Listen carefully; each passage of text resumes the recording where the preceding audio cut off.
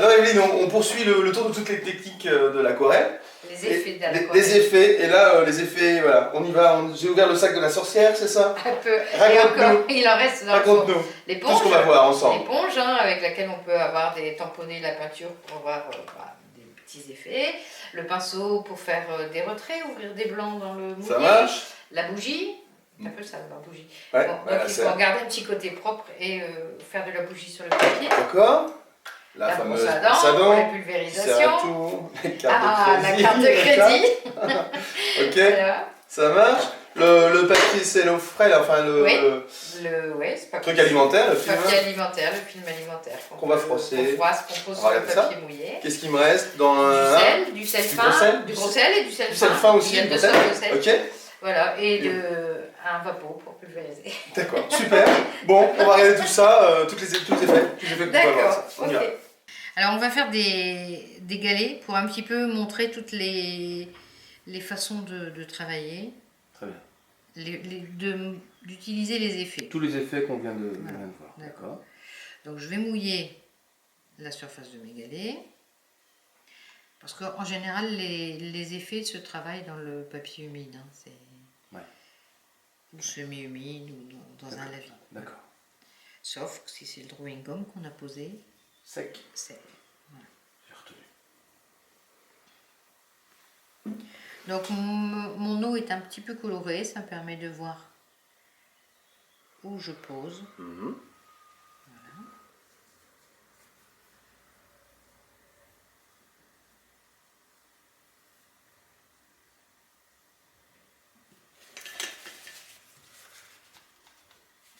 Voilà, donc dans ce papier qui est mouillé, je vais mettre des couleurs. Alors comme ce sont des galets, on peut se permettre un petit peu toutes les couleurs, avoir des tons un peu gris.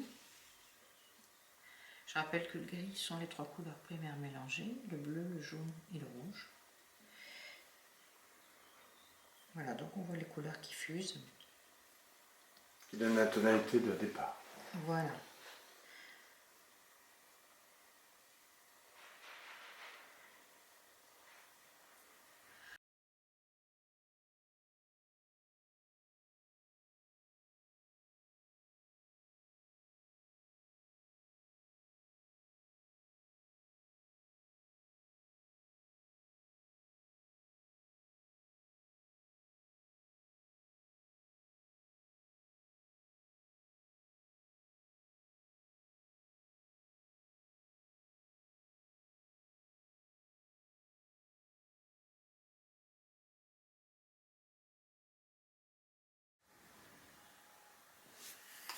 Ok.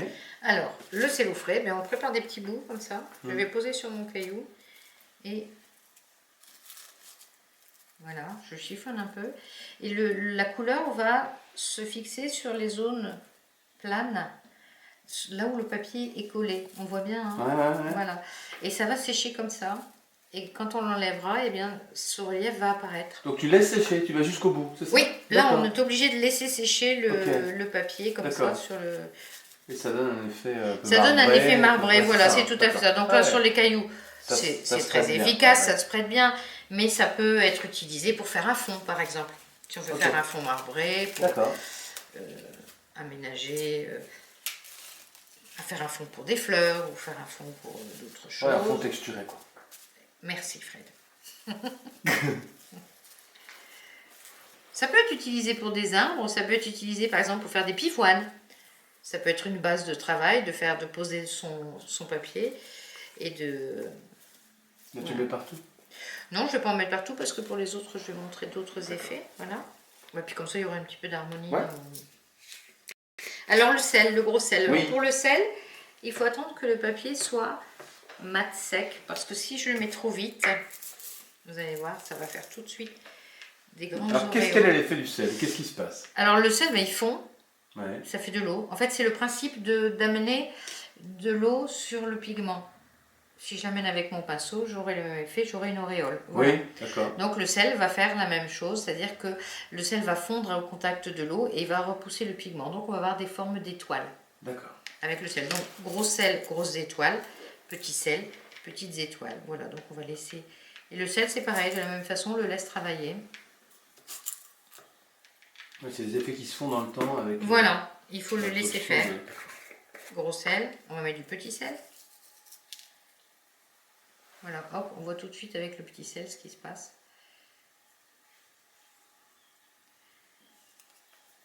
Voilà, et là par contre, il va falloir attendre que ça sèche. Très bien. On va mettre sur celui-ci aussi. Voilà, il faut attendre que ça sèche. Pendant que ça sèche, on va montrer d'autres effets. Alors ouvrir des blancs avec le spalter. Hein. D'accord. Le papier est en phase de séchage, donc je peux... Voilà. Si Ok, tu délimites. Ouais. Voilà, j'aurai des blancs. Mais ça, on l'a vu déjà dans le travail. Ah ouais, ça va. De l'humide. Voilà. Hop, je peux délimiter comme ça. Avec le spalter. Ok. Voilà, on va... La carte, elle va ouvrir dans le lumine, mais elle va marquer des traits. Donc la bougie. Alors la bougie, on essaye de prendre un petit coin propre à la bougie. D'accord. Et la bougie va s'accrocher sur le relief du papier. Alors si plus le papier est graineux, plus ce sera prononcé. Sur un papier grain torchon par exemple. Mais ici, donc on fait... Le problème de la bougie, c'est qu'on ne voit pas où on la met. Donc on va... C'est pratique pour faire des reflets dans l'eau. Ça fait de la réserve aussi en fait. C'est une réserve, voilà. C'est une... Mais qui s'enlève pas. Non, alors on peut essayer de l'enlever avec le fer à repasser. En mettant comme de la bougie sur une nappe. Voilà. On met un buvard et on fait le fer à repasser ou un torchon. Quel intérêt ça? De l'enlever? Ouais. Bah, c'est parce que la bougie, avec le temps, elle peut jaunir sur l'aquarelle. Ah d'accord. Voilà. Donc, ça, on va passer de la couleur, on va mettre un lavis. Ouais, montre-nous, là ça va se révéler tout de suite normalement. Voilà, là on va tout de suite voir que le... On va essayer de faire une couleur de sable pour... Voilà. Et hop, voilà, là où j'ai mis la bougie, ça n'imprègne pas le papier. Ouais, d'accord. Voilà. C'est bien, ça fait des effets chouettes. Donc ça peut faire des effets de reflets sur l'eau quand il y a la lumière, ce qu'on appelle l'heure des diamants, c'est joli.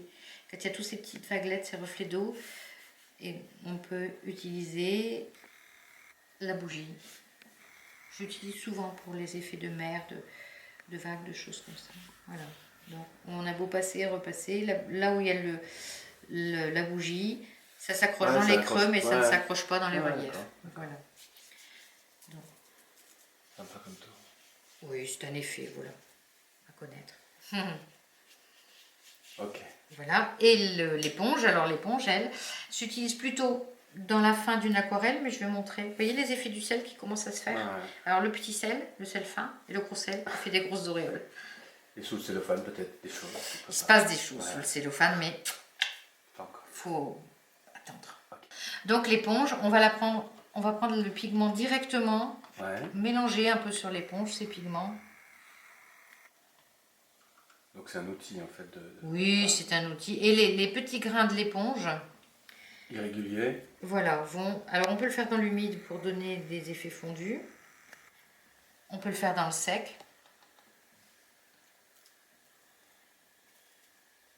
Pour avoir un effet comme là, plus net. Et on peut pulvériser pour fondre l'effet. Okay. Voilà. La pulvérisation, comme n'importe quel apport d'eau, diffuse à créer des petites auréoles. Voilà. Et on va laisser tout ça sécher. Parce qu'après, on va voir ce qu'on fait. Et... Oui, qu'on corrige en finale. Voilà. Ok, très bien, à tout de suite. À tout de suite. Alors, comment on découvre les effets? Alors, eh bien, donc là, le sel, c'est fait. Hein, on va pouvoir enlever le sel. D'accord. Et le papier, ben, il suffit de délicatement l'enlever. Voilà. Ah ouais, les marbrures. Pour découvrir les marbrures apportées par le papier. C'est très chouette. C'est très fin, en fait, comme effet. Voilà. C'est pas grossier, quoi. Non.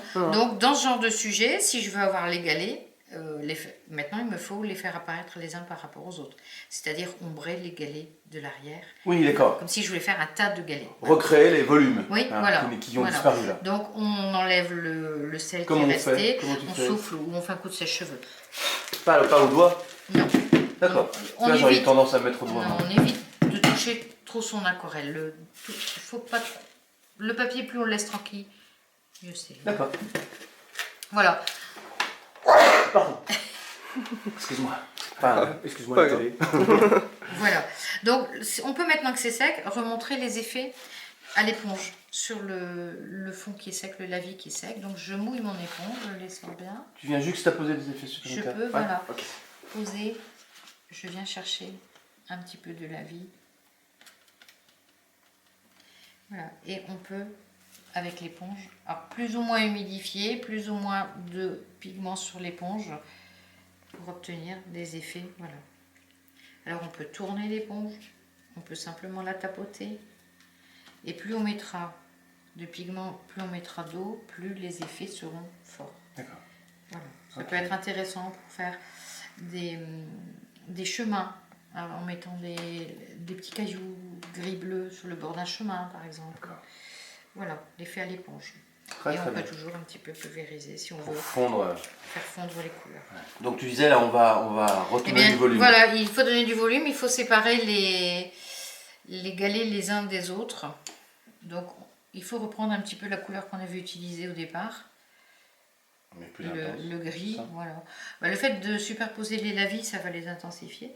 Donc, je pose ma couleur au pourtour de mon galet et j'estompe avec de l'eau.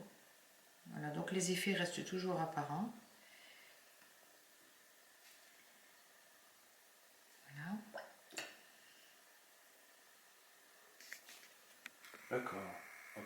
Et pendant que le lavis est mouillé, je peux bien sûr le rehausser encore en injectant de la couleur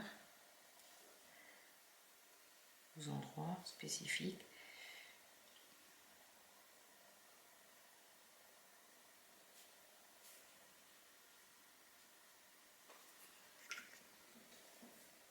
Voilà, de la même façon, je vais séparer chaque galet les uns des autres en suivant la ligne que j'avais dessinée tout à l'heure. D'accord. Il y a le dessin qui apparaît juste en dessous. Encore un tout Voilà. petit peu.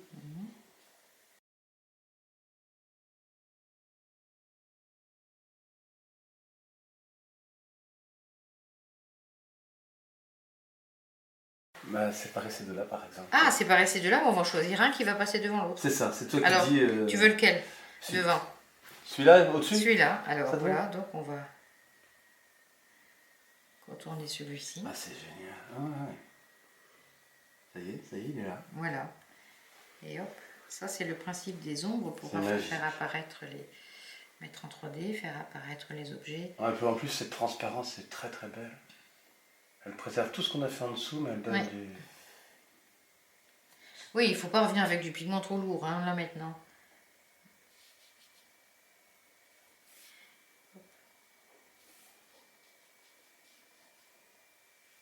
C'est joli avec les effets du Ah, ciel. c'est très très joli. C'est très beau. C'est d'une magicienne. Je trouve, hein. Bon, voilà. Et comme Ah, elle t'explique bien tout ça, c'est super. voilà. Bon, c'est un exercice qui est amusant à faire, les galets. Ça permet d'apprendre les. Puis bon, comme c'est des cailloux, allez, on va dire que si on se trompe un On petit fait peu. ce qu'on veut. Voilà, ouais, c'est ok. pas trop Ouais, ouais, méchant. bien sûr.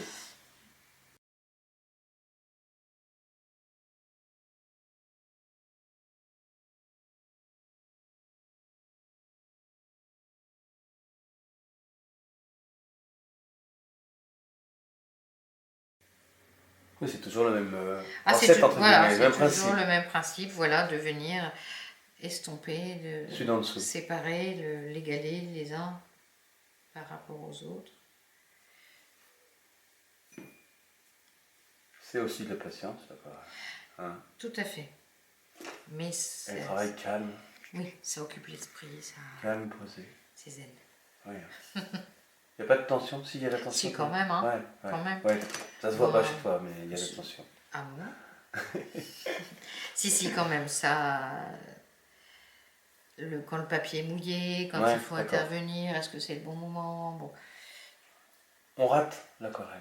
Ça se rate? Ah oui, mais ça n'est qu'une feuille de papier. Ouais, exact. Notre vie n'est pas en jeu. D'accord.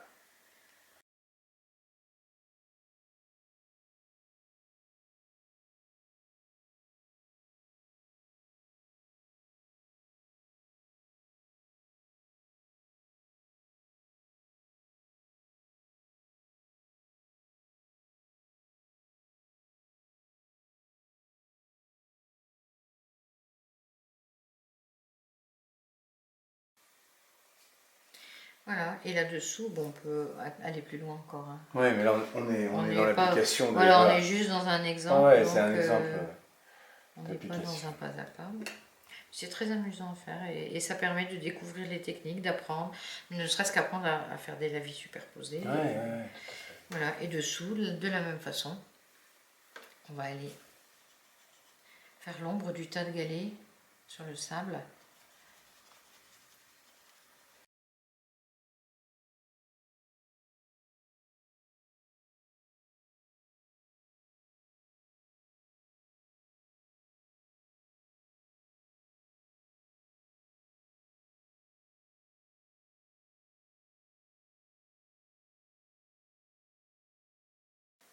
Alors, il faut savoir que les galets ont des formes rondes, donc normalement, si on veut vraiment pousser plus loin le réalisme, ils ont une ombre en bas ici. Je vais faire attention de ne pas toucher. Leur ombre à eux, c'est ça. Hein, voilà, ouais. leur ombre propre. Hein, propre. Les galets ne sont pas plats, donc ils ont un rentrant qui est une ombre. Mais bon, ce sera peut-être l'objet d'un. Oui, exactement. Voilà, déjà. Voilà, et on peut continuer comme ça pour séparer encore les galets. Voilà, ici, un petit creux. J'enlève, hein. C'est magnifique. On a fait donc une application parmi oui, d'autres. Hein. Voilà, c'est juste un exemple pour appliquer super. des techniques. Hein, on pourrait aller beaucoup plus loin dans la composition des galets. Hein. On voit que là, ils ne sont pas encore assez. Oui. Bon, c'est juste un exercice. Ça va aller. Oui, voilà, donc on voit les effets, le sel. Attends, j'arrive. C'est terminé. Voilà, vas-y, explique-nous. Voilà, alors on voit bien les effets marbrés avec le papier plastique, hein, le cellophane qu'on a posé sur le lavis humide, oui. Le gros sel qui donne des étoiles, le petit sel quand il est mis en quantité, bah voilà, il donne cet effet granuleux. Alors tout dépend ensuite la quantité qu'on en met, plus ou moins, hein, voilà. Et les effets de l'éponge qu'on a renouvelés ici. Voilà, et tu es revenu après avec des lavis pour rendre pour donner une forme de réalisme et séparer les galets les uns des autres dans cette masse qui était un peu informe.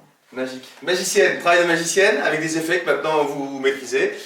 Au boulot, à vous, passez à l'exercice. C'est très amusant, voilà. On utilise des fonds de palette pour faire ça et c'est amusant. Super. Voilà.